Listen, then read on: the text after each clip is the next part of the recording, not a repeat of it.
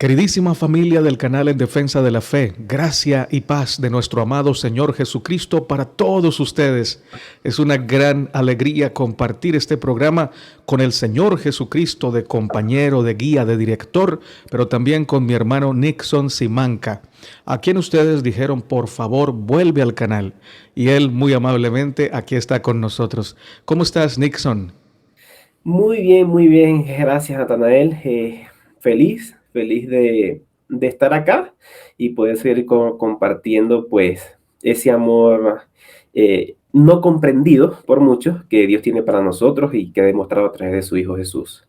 Muy bien, muy bien. La gente está muy contenta con el primer tema que tuviste aquí en el canal, muy agradecida, han entendido cosas interesantes y bueno, en este tema no será diferente. Con la ayuda del Señor también vamos a aprender y vamos a conocer más acerca del amor del Señor. El libre albedrío impide a Dios salvar a toda la humanidad.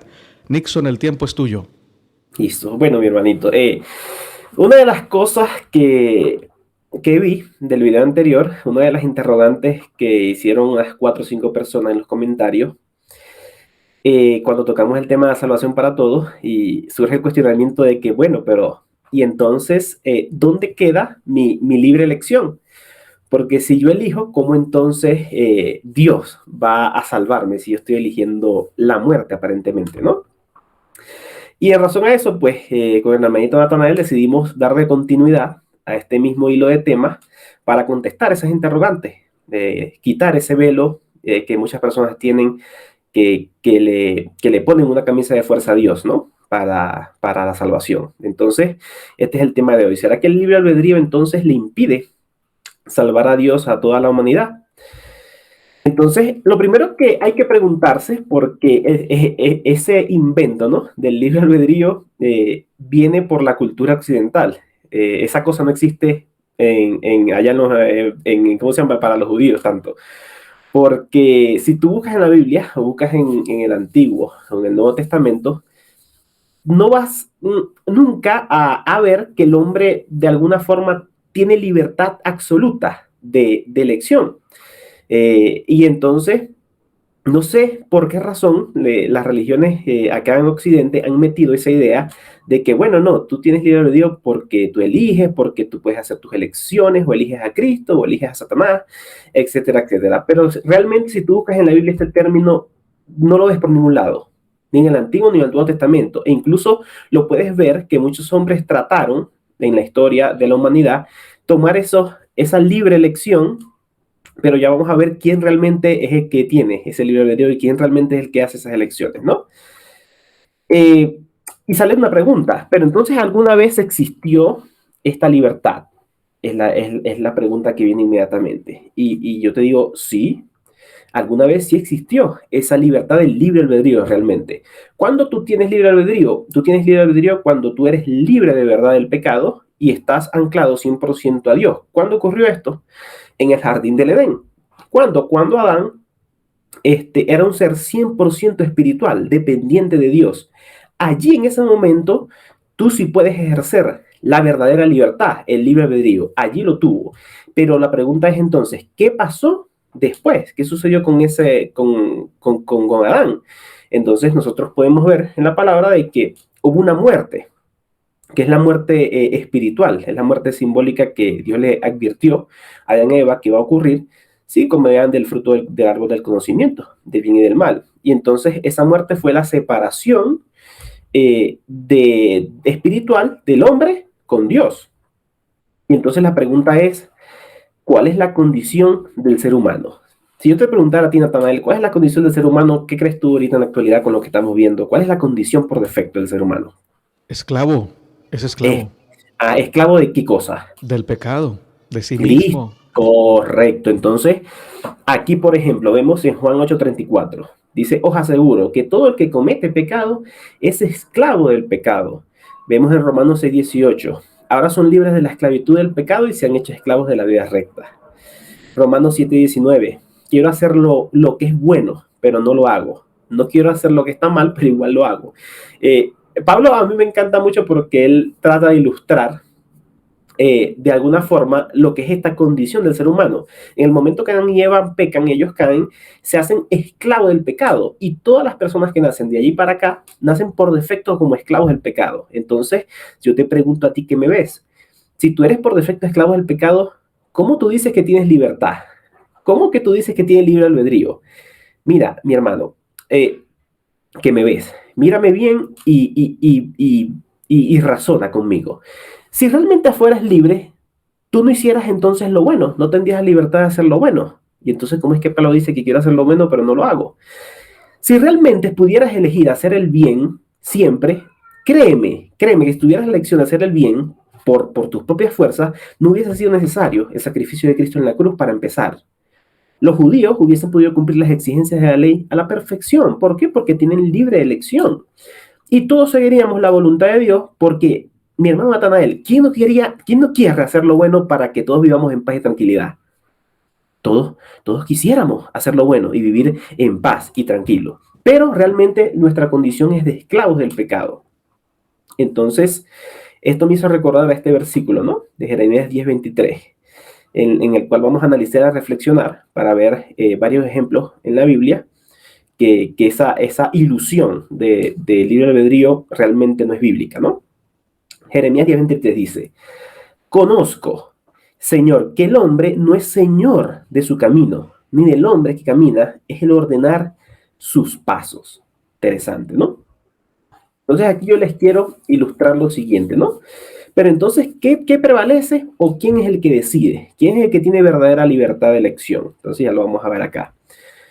Basado en este versículo que vemos, hay dos cosas en la Biblia que sí existen, que las puedes ver, y uno es la voluntad de Dios. La voluntad de Dios se menciona, pero muchísimo, tanto en el Antiguo como en el Nuevo Testamento. Y debajo de la voluntad de Dios están los caminos del hombre, las elecciones que hace el hombre. Entonces, quise ilustrar la voluntad de Dios, este caminito naranja que vemos acá, ¿no? Es un caminito que lleva y la meta es la salvación. Aquí está. Los caminos del hombre son estos azulitos que están acá. Normalmente, dentro de los caminos del hombre van a haber decisiones. Esas decisiones normalmente van opuestas al camino que es la voluntad de Dios. Van caminando por aquí. Estos cruces acá son, digamos, los desvíos, los sufrimientos que el mismo hombre se crea por sus decisiones. Y al final hay una corrección, porque el Señor, como dice aquí, Jeremías lo declara muy clara, de manera clara, que no es el hombre quien ordena sus pasos, sino es Dios quien los ordena. Si no fuera de esa manera, ¿cómo te encarrilaría Dios para llegar a esta meta final, que es la salvación, ¿no? Entonces, quiero que tengamos esto en cuenta para ver entonces ahora ¿en dónde se cumplió esto? ¿Qué podemos ver nosotros en la Biblia que esto sea tal cual como lo estamos acá queriendo hacer ver, ¿no?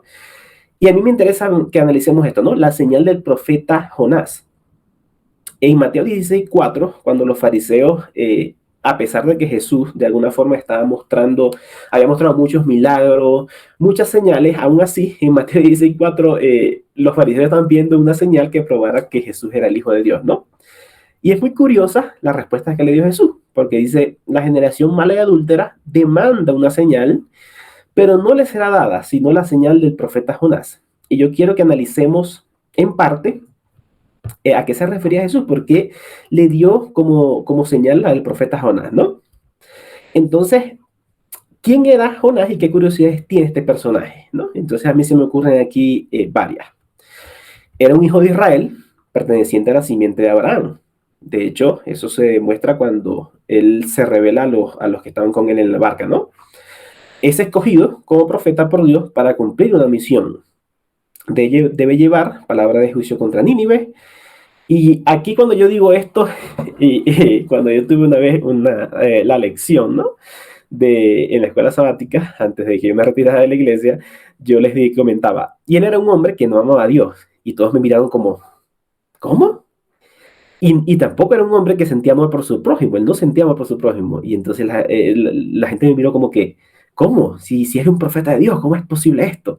Y yo, bueno, ya vamos a ver. Y quiero que veamos en qué sentido, ¿no? Sucede esto. Vamos a analizar lo siguiente, ¿no? En Jonás, aquí yo les dejo los versículos, yo voy a hacer, digamos, un resumen para hacer corto el video. Jonás del capítulo 1, del 1 al 3, nosotros podemos observar a un hombre que Dios le ordena una misión, ¿no? Pero que sin embargo él desobedece, huye de la presencia del Señor y vemos a un hombre ejerciendo aparentemente, ¿no?, su libre albedrío, porque Jonás pues desobedece a Dios y él dice, no, yo no voy, yo elijo mi camino, y entonces yo más bien huyo de la presencia del Señor. Entonces aparentemente él está haciendo una libre elección, ¿no? Juan 14:24 establece, por el mismo Cristo, él dijo, el que no me ama no obedece mis palabras. Es por esta razón que yo digo, al Jonás desobedecer a Dios por completo, es que no amaba a Dios, porque no quería obedecerlo, no quería hacer su voluntad, ¿no? Y en esta fase 1, vemos a un hombre tomando sus decisiones, desobedece a Dios y oye de Dios, ¿no? Entonces quiero que todos los que están viendo el video me sigan en esta secuencia lógica que nosotros vamos a hacer de Jonás. En Jonás, del 4 al 17, capítulo 1, vemos que la decisión, ¿no?, tomada por Jonás lo llevó a un escenario interesante que ayudó a un grupo de hombres que no conocían a Dios a reconocer a Dios, ¿no?, su poder, y que nada se puede hacer contra su voluntad. De hecho, aquí yo quiero hacer unas comparaciones, ¿no? En Jonás 1 a 10, todos reconocen que la situación proviene de Dios cuando Jonás se los revela, que él es hebreo y todo eso, ¿no? Y los invade un temor, un respeto hacia Dios. Y en Jonás 1:14 es interesante, ¿no? Porque los hombres, al ver esto, ellos dicen, los hombres que están con Jonás le piden perdón a Dios, ¿no?, por el acto que iban a cometer. Ya vamos a ver qué acto. Y además dicen, porque tú, Señor, declaran, has obrado como has querido. Tenga presente esto, mi hermano, ¿no? En Jonás 1:12 es interesante porque vemos a un hombre volviendo a ejercer aparentemente su libre albedrío. En Jonás 1:12, Jonás, en vez de clamar a Dios y decir, Señor, ya, calma la tormenta, yo te voy a obedecer, yo voy a Nínive a predicar tu mensaje y listo, y el Señor hubiera intervenido y ya, no hubiera pasado nada. Pero Jonás vuelve a tomar una decisión por sí mismo y él, en vez de hacer la voluntad de Dios, parece que lo que quiere es suicidarse, porque él dice, agárrame y tírenme al mar, ¿no? Así, en vez de orar al Señor y decirle, bueno, Señor, listo, yo voy. No, él quería empecinado en no querer hacer la voluntad de Dios, ¿no? Pero en Jonás 1:17 vemos que Dios vuelve a intervenir y dice, pero el Señor tenía dispuesto un gran pez para que se tragara a Jonás, ¿no? Entonces, hasta aquí, como que estamos viendo que a pesar de que el hombre tiene una libre elección, que él puede decidir su camino, vemos también a un Dios interviniendo en ese caminar, redirigiendo esos pasos. Interesante. En el capítulo 2 de Jonás, versículo del 1 al 9, Jonás, en su momento de angustia, como que no le queda más opción, ¿no?, que recurrir a Dios. Y él declara, la salvación viene del Señor. Él le hace una oración, ya atribulado, preocupado por estar en el pez, en el vientre del pez. Y entonces el Señor, viendo la aflicción y el arrepentimiento de Jonás, da la orden al pez para que lo vomite en tierra firme. Y aquí surge la pregunta, ¿te parece conocida esta situación con la vida del cristiano en su caminar con Dios? ¿Por qué hago yo esta pregunta? Y esta pregunta es retórica para que reflexionemos. Mire, ¿cuántas veces nosotros, cuando estamos con la soga al cuello, cuando estamos en las últimas consecuencias, cuando no tenemos más salida, ¿no? Allí parece que es cuando clamamos al Señor, ¿no? Que parece que cuando oramos, buscamos el favor del Señor. Y aquí Jonás estaba en esa misma situación.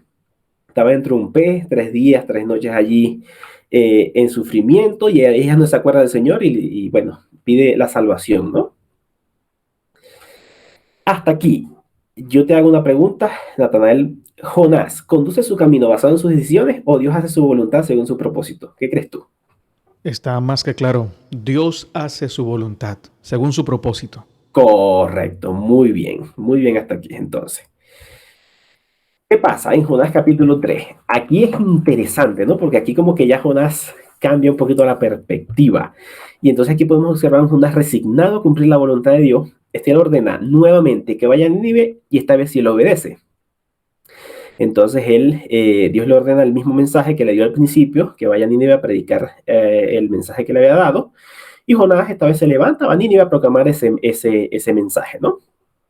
Para Jonás, Resulta que los habitantes de Nínive reaccionan, hacen ayunos, se visten con ropa áspera, hasta el rey pide a todos que clamen, mejor dicho, o sea, recibieron una receptividad muy grande el mensaje y el pensamiento del rey de Nínive era, bueno, vamos a hacer todo esto, a ver si el Señor viendo esa situación se arrepiente. Y efectivamente en Jonás 3:10, el Señor vio lo que hicieron, que se convirtieron de su mal camino, y él se arrepintió del mal y no lo hizo. Hasta aquí yo lo voy a dejar, la historia de Jonás, porque creo que ya se demostró el punto, ¿no? Que era lo del libre albedrío versus la voluntad de Dios. Y en el capítulo 4 de Tarea se lo dejo para que ustedes los vean. Allí se muestra un Jonás terco, que todavía él se va como que a observar, a ver, esperar el juicio de Dios, para ver si Dios acaba con la ciudad. Después vemos a un Jonás que no interviene en nada, que es Dios siempre el que está al control. Dios hace crecer un árbol para que le dé sombra, porque él sale de la ciudad y está a la intemperie, al sol, le da sombrita, luego el Señor manda a un gusano a ese árbol muere y se enoja nuevamente Jonás. Y entonces es curioso, ¿no? Porque quiero resaltar de esto la acotación que hace el Señor. El Señor le dice a Jonás, está bien que tú te enojes, Jonás, tú no has hecho nada para hacer crecer este árbol y entonces te enojas porque el arbolito murió, si tú no has hecho nada. El que ha hecho todo es Dios. Y entonces, ¿por qué nosotros será que nos enojamos? Y nos enojamos cuando las cosas suceden a favor o en contra y entonces todo se lo queremos achacar al Señor. Y entonces Él actúa para salvación en una ciudad y parece que eso no nos gusta. Y yo hago esta pregunta, ¿no se está pareciendo Jonás a los religiosos, a los fariseos, a los que dicen hoy que tú le dices, mira, la gracia es para todos, pero ellos no quieren ver la salvación de todos, ellos quieren ver a gente sufriendo en el infierno, a gente quemándose? Y esto era lo que Jonás pregonaba, y esto era lo que los fariseos muchos pensaban, que ellos en su actuar no dejaban entrar muchos al reino, ni ellos entraban ni dejaban entrar a los demás. Y por eso es que Cristo le da esta señal del profeta Jonás a esa gente, y esto es un mensaje también para nosotros. Miremos esta señal. ¿Por qué nosotros queremos limitar el poder de Dios? ¿Por qué nosotros no queremos ver la salvación grande y maravillosa por gracia de Cristo Jesús para toda la humanidad? ¿Por qué nos negamos? Si aquí está claro el mensaje. En Jonás, su terquedad, él quería ver, no amaba a su prójimo porque quería ver destruida la ciudad de Nínive. Y sin embargo, pero Jonás le dice, Señor, tú no intervienes aquí en nada, yo soy el que hago todo, ¿qué derecho tienes tú a enojarte? Lo mismo que pasó incluso con Job en su momento, que él por su justicia se creía justo en su actuar, en las obras que él hacía, y al final Dios le demostró que no, pero si él no estuvo ni al principio en la creación, si él ni siquiera conoce el plan de Dios, si él ni siquiera conoce cómo se maneja el gobierno de Dios, ¿qué derecho tenemos nosotros, ¿no? A juzgar los planes de Dios. Pero ahora esto es interesante, ¿no? Porque ahora esto es en el Antiguo Testamento. Ahora yo quiero llevarlos a que ustedes vean hombres que conocieron esta verdad de primera mano. Y hay dos que yo voy a resaltar, hay muchos, pero hay dos que yo voy a resaltar aquí. Uno es este señor, Nabucodonosor. En Daniel 4, 34, 35 dice, ¿no? Cuando se cumplió el tiempo, está hablando aquí Nabucodonosor, yo, Nabucodonosor, levanté los ojos al cielo, recuperé la razón, alabé y adoré al Altísimo y di honra a aquel que vive para siempre. Su dominio es perpetuo y eterno su reino. Miren lo que dice aquí, mi hermano. Todos los hombres de la tierra no son nada comparados con él. Ahora, miren esta declaración de este rey que él decía ser el papá, el que quería suplantar a Dios aquí en la tierra, que quería pasar por encima de Dios. Él dice, él hace lo que quiere entre los ángeles del cielo y entre la gente de la tierra. Y yo subrayé sobre todo esta parte en amarillito, él hace lo que quiere. ¿Por qué nosotros queremos de alguna forma forzar a Dios a hacer es nuestra voluntad? Cuando él incluso en la oración que yo de ejemplo a los discípulos dice, hágase tu voluntad. Pero nosotros somos empecinados en querer que la voluntad que se ejerza de alguna forma es la nuestra. Y aquí miren este señor que probó de primera mano una reprimenda del Señor y después una restauración. Y él declara, ya yo no soy nada, Nabucodonosor. La verdad es que Dios es el que gobierna entre los ángeles del cielo y entre la gente de la tierra. Ahora bien, ahora vámonos al Nuevo Testamento, porque hay un hombre que conoció esta verdad también de primera mano. Bueno, esta preguntita para que reflexionen, ¿no? ¿Quién es el que tiene el libre albedrío, no? Porque aquí dice, él hace lo que quiere. ¿Quién hace lo que quiere? ¿El hombre o Dios? Dios. Entonces, ¿quién es el que realmente tiene el libre albedrío? Eso de que tanto habla el ser humano. Es Dios, mi hermano. Usted no tiene libre albedrío porque usted es un esclavo en esta tierra y necesita la liberación del Señor. Amén. Ahora vamos aquí. Otro hombre que conoció esta verdad de primera mano, Pablo, el apóstol de Jesucristo, ¿no? ¿Quién era Pablo, mi hermano? Pablo era un super personaje, un judío, perteneciente a la secta de los fariseos, pero cuyas características son bastante peculiares porque era un perseguidor de la iglesia, ¿no? Era un perseguidor, mataba a la gente, Esteban sufrió a manos de este señor, o sea, él buscaba a todos para matarlos, ¿no? Pero a mí me parece muy interesante cómo Pablo abre, cómo se presenta en cada una de sus cartas.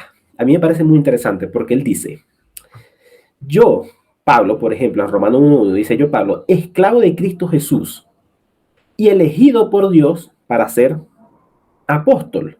En 1 Corintios 1:1, yo, Pablo, elegido ¿por qué? Por la voluntad de Dios para ser un apóstol de Cristo Jesús. En Gálatas 1:1, les escribo yo, el apóstol Pablo. No fui nombrado apóstol por ningún grupo de personas, ni por ninguna autoridad humana, sino por Cristo y Dios Padre. Quiero resaltar de esta historia de Pablo una cosa que es bien interesante, ¿no? Porque Pablo, Dios mío, es una persona que él declara una cosa bastante tremenda, porque de alguna forma él estaba cegado, tenía un velo, él estaba vuelto loco persiguiendo a los discípulos de Cristo en su momento. Y mira, yo estoy seguro que no había poder humano que le pudiese predicar, porque ahí estaba Pedro, ahí estaba Juan, ahí estaban todos los apóstoles y él seguía empecinado en su razonamiento, que era matar a los cristianos. No había poder humano que lo convenciera. Y sin embargo, ¿quién fue el que se le apareció a Pablo y lo convirtió? Te pregunto a Ronald. Jesús. En persona. En persona. Entonces, yo te voy a hacer una pregunta a ti, mi querido hermano que me ves. ¿Qué tanto crees en el libre albedrío y en las libres elecciones? ¿Jesús pudiese o no pudiese de repente aparecérsele a la persona que él quisiera y convertirlo? Pueden. Aquí solo dejo esta pregunta para reflexión del que nos oye Natanael, porque aquí vemos un Cristo que se aparece directamente a predicar su propia palabra y a convencer a Pablo. Y listo. ¿Y cómo salió Pablo de allí? ¿No salió Pablo restaurado? Completamente. Tuvo un cambio radical después de esa experiencia. Y entonces, si Jesús pudo allí, ¿qué nos garantiza a nosotros que no va a poder con todo? ¿O por qué queremos dejar en nuestras fuerzas o querernos vanagloriar de que, no, yo traje a este hermano a la fe, o yo traje a este hermano a la iglesia, o yo traje, y terminamos vanagloriándonos del mensaje que predicamos? Pero el Señor nos dice claramente que quienes hablan por su cuenta son los que buscan su propia gloria.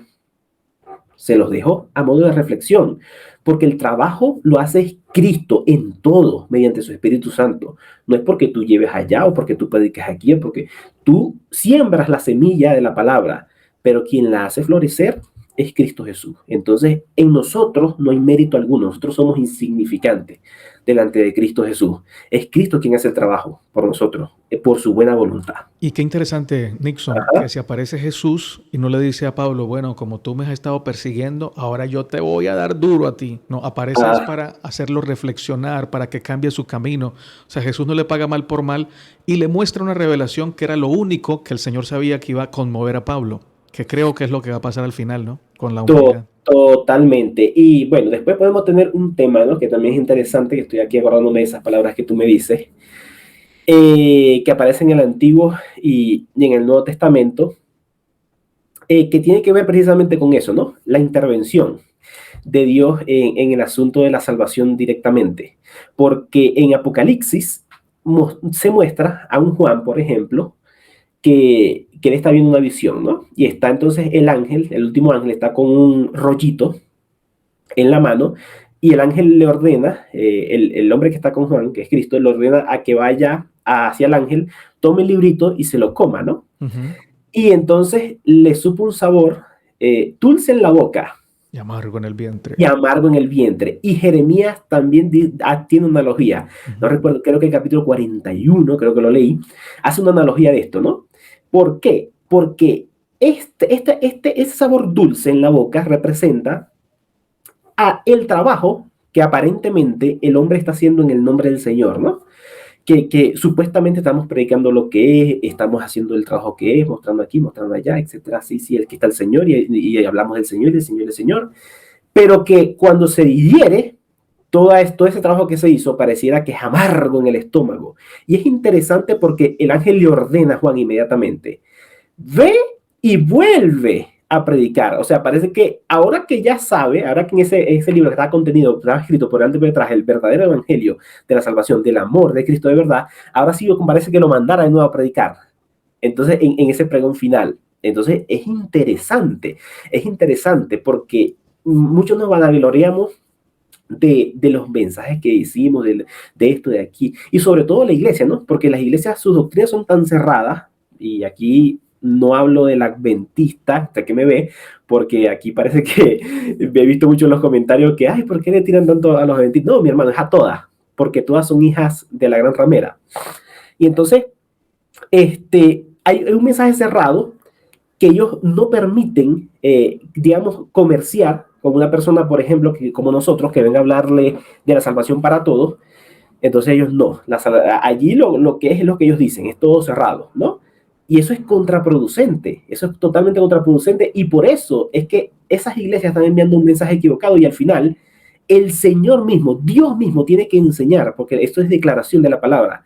Va a llegar el momento en que ya no vamos a necesitar ni que el vecino, ni que el pastor, ni que nadie nos enseñe, porque va a ser Dios mismo quien nos va a enseñar directamente a nosotros quién es Él realmente. Amén. Entonces, ahora, de lo que sí habla la Biblia, y aquí con esto quiero cerrar, para no hacer ya tan largo el video, es esto, ¿no? Isaías 44:1. Ahora escúchame, Jacob, mi siervo Israel, mi elegido. Mateo 22:14, pues muchos son los llamados, pero pocos los elegidos. Primera de Crónicas 16:22, no toquen a mi pueblo elegido. Primera de Tesalonicenses 1:4, sabemos, amados hermanos, que Dios los ama y los ha elegido para que sean su pueblo. Segunda de Juan 1:13, recibe saludos de los hijos de tu hermana, la elegida por Dios. Mira, en toda la Biblia, mi hermano, y tú puedes buscar el Antiguo y Nuevo Testamento, se habla de elección de Dios. ¿Por qué se habla de elección de Dios? Porque Él es, mi hermano, quien tiene el verdadero libre albedrío. Mírame bien, yo necesito que tú te sientas gozoso, que tengas paz en tu corazón, tú que me ves, que tengas certeza de la salvación, porque estamos confiados en que no somos nosotros, en nuestra ignorancia, como el mismo Dios nos declaró a Nínive, que no sabemos ni dónde está nuestra mano izquierda ni la derecha, no sabemos distinguir. Gocémonos en que sabemos que Dios es quien nos elige a nosotros, y tengan la certeza que nos va a elegir a todos en su momento, en su proceso, según sus planes. Y teniendo nosotros la certeza de que Él nos elige, mi hermano, tu salvación está garantizada al 100%, porque no eres tú en tu hacer de maldad, en tu condición de esclavo, quien va a elegir a Cristo. Es Cristo quien te elige a ti en su amor infinito, en su amor incondicional.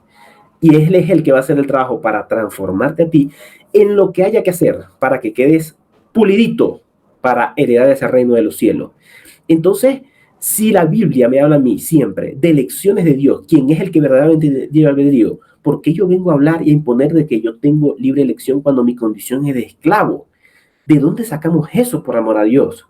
Realmente gocémonos y seamos felices porque el que elige es Dios. Y al elegir Dios, ya nosotros estamos pero garantizados de que Él es el que va a dirigir nuestro camino a la salvación, a la perfección.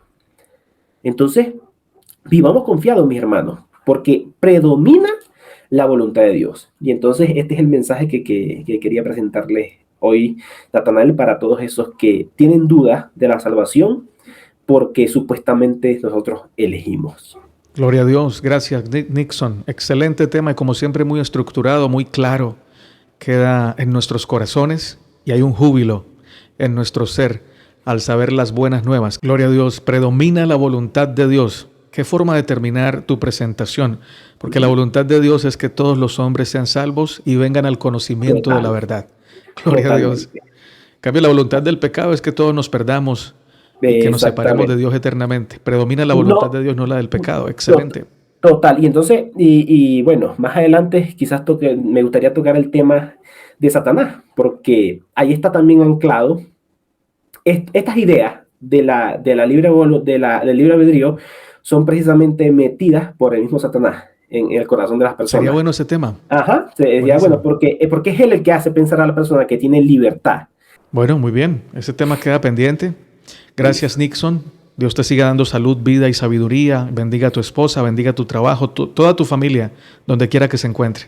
Muchas gracias, de verdad. Y gracias a ustedes por quedarse hasta el final. Dejen sus comentarios, los estaremos leyendo con todo amor y con todo respeto. Hasta una próxima. Hasta la próxima. Chaito.